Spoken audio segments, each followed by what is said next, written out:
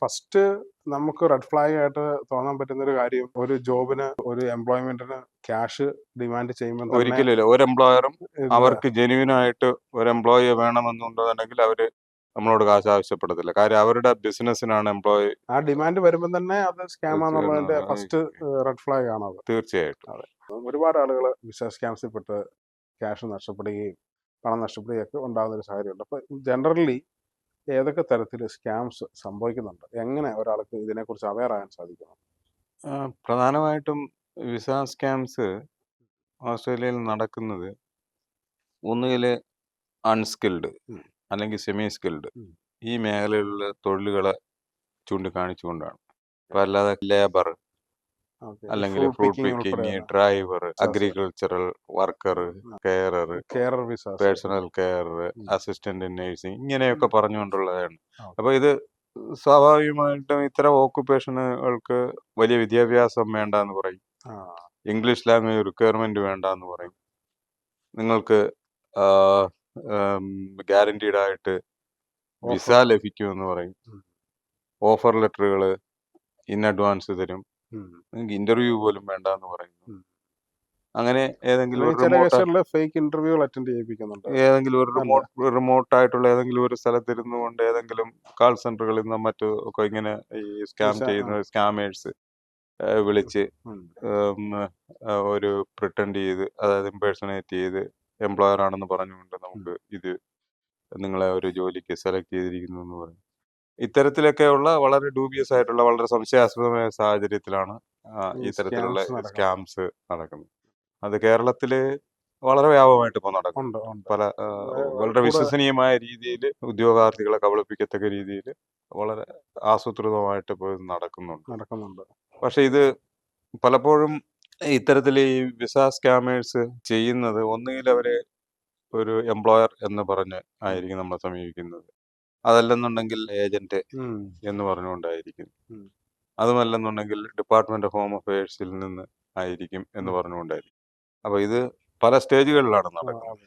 ഒരു പക്ഷേ ഈ ട്രാപ്പിൽ വീണുപോയി ക്യാഷ് കൊടുത്ത് ഏതെങ്കിലും ഒരു ഇനിഷ്യൽ പേയ്മെന്റോ മറ്റോ ഒക്കെ ചെയ്തു കഴിഞ്ഞാൽ നിങ്ങളെ വിസ വെച്ചിട്ടുണ്ട് എന്ന് പറഞ്ഞിട്ട് ഇതേ ടീമുകൾ തന്നെ ആയിരിക്കും ഡിപ്പാർട്ട്മെന്റ് ഓഫ് ഹോം അഫയേഴ്സിൽ നിന്നുള്ള ഓഫീസറാണ് എന്ന് പറഞ്ഞുകൊണ്ട് നിങ്ങളെ വിളിക്കുന്നത്. നിങ്ങളുടെ വിസ ഫാസ്റ്റ് ട്രാക്ക് ചെയ്യുന്നതിന് ഇത്ര $1000 വേണം, നിങ്ങളുടെ വിസ റെഡിയായിരിക്കുകയാണ്, ആകെ ഈ വർഷം 300 വിസ കൂടിയേ ഇനി ഇഷ്യൂ ചെയ്യുന്നുള്ള ഓസ്ട്രേലിയൻ ഗവൺമെന്റ്, നിങ്ങൾ 299 ആളാണ്, നിങ്ങൾ ഇത്രയും കാശ് തന്നു കഴിഞ്ഞാൽ നിങ്ങളുടെ വിസ തരുന്നതായിരിക്കും.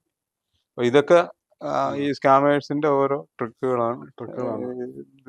ഏതെങ്കിലും സാഹചര്യത്തില് ഒരു ജോബിന് ഒരു ജോലി കിട്ടാൻ ഓസ്ട്രേലിയ പേയ്മെന്റ് ചെയ്തതിൻ്റെതായ ഒരു ആവശ്യം വരുന്നുണ്ടോ? ഒരിക്കലും ഇല്ല. വിസ ഗ്രാന്റ് ചെയ്തു എന്ന് പറഞ്ഞുകൊണ്ട് ആരെങ്കിലും ഒരു ഇമെയിലോ മറ്റോ അയക്കുകയാണെങ്കിൽ, ഡിപ്പാർട്ട്മെന്റിൽ എന്ന വ്യാജേന ആരെങ്കിലും അത്തരത്തിലൊരു ഇമെയിലോ മറ്റോ അയക്കുകയാണെന്നുണ്ടെങ്കിൽ ആദ്യം നമ്മൾ ശ്രദ്ധിക്കേണ്ടത് ആ ഇമെയിൽ എവിടെ നിന്ന് വന്നു, ഒറിജിൻ ഓഫ് ദാറ്റ് ഇമെയിൽ, ആ സോഴ്സ് നോക്കണം. ആ സോഴ്സ് നോക്കുമ്പോൾ ആ ഇമെയിൽ ഐ ഡിയുടെ ഗവൺമെന്റ് ഡിപ്പാർട്ട്മെന്റ് ആണ് department of home affairs, Australian government. അപ്പൊ അതിന്റെ ഒരു ഒഫീഷ്യൽ ഇമെയിൽ ഐ ഡി അവസാനിക്കുന്നത് .gov.au എന്നാണ്. .gov.au ഡിപ്പാർട്ട്മെന്റ് ഓഫ് ഹോം അഫയേഴ്സിന്റെ എല്ലാ ഇമെയിൽ കമ്മ്യൂണിക്കേഷൻസും അവര് ഇതാക്കുന്ന ഇമെയിൽ ഐ ഡിയുടെ എല്ലാത്തിന്റെയും അവസാനം വരുന്ന .gov.au എന്നാണ്.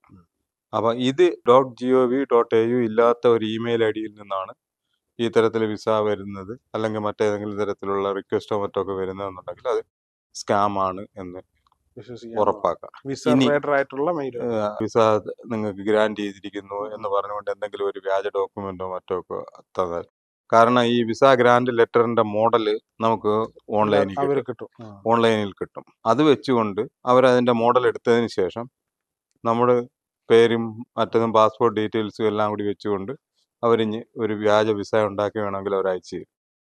അങ്ങനെ വരുന്ന വിസകൾ നമുക്ക് ചെക്ക് ചെയ്യാനുള്ള ഒരു സംവിധാനം ഡിപ്പാർട്ട്മെന്റിന്റെ വെബ്സൈറ്റിലുണ്ട്. വിവോ വെരിഫിക്കേഷൻ ചെയ്യുന്നതിന് വേണ്ടിയുള്ള ഒരു ഇതാണ് VVO എന്നടിച്ചു കഴിഞ്ഞാൽ verification of entitlement of visa online, Vivo എന്നാണ് അതിന്റെ ഫുൾ ഫോം. അപ്പൊ ആ വിവോയിൽ ചെക്ക് ചെയ്ത് വിവോയിൽ കയറി വിവോയിൽ നമ്മൾ ക്ലിക്ക് ചെയ്ത് കഴിഞ്ഞാൽ ഇൻഡിവിജ്വൽസിനും ഓർഗനൈസേഷനും ഒക്കെ കയറി ചെക്ക് ചെയ്യാനുള്ള ഒരു ഓപ്ഷൻ ഉണ്ട്. അതിൽ ആ ഇൻഡിവിജ്വൽസിന്റെ ഓപ്ഷനിൽ നമ്മൾ ക്ലിക്ക് ചെയ്ത് കഴിഞ്ഞാൽ നമ്മുടെ ഡീറ്റെയിൽസ് എല്ലാം കൊടുക്കാൻ പറയും. ഈ ഇതിനകത്ത് വന്നിട്ടുള്ള പാസ്പോർട്ട് ഡീറ്റെയിൽസും ഡേറ്റ് ഓഫ് ബർത്തും മറ്റേ ഇതെല്ലാം കൊടുക്കുമ്പോഴും നമുക്ക് അങ്ങനെ ഒരു വിസ യഥാർത്ഥത്തിൽ department of home affairs grant ചെയ്തിട്ടുണ്ടോ ഇല്ലയോ എന്നുള്ളത് നമുക്ക് അവിടെ അറിയാം. ഉണ്ടെന്നുണ്ടെന്നുണ്ടെങ്കിൽ അത് പോപ്പപ്പ് ചെയ്ത് വരും, അതിന്റെ കോപ്പി എടുക്കാം. അപ്പൊ ഇത് വ്യാജ വിസ ആണെന്നുണ്ടെന്നുണ്ടെങ്കിൽ നമുക്ക് അപ്പോഴും തന്നെ അറിയാം. അറിയാൻ പറ്റും. എന്നിട്ട് ഇത് നമുക്ക് ഇങ്ങനെ റിപ്പോർട്ട് ചെയ്യാം. റിപ്പോർട്ട് ചെയ്യാൻ സാധിക്കും. അതല്ല എന്നുണ്ടെങ്കിൽ റിപ്പോർട്ട് ചെയ്യാൻ സാധിക്കും. റിപ്പോർട്ട് ചെയ്യാൻ സാധിക്കും.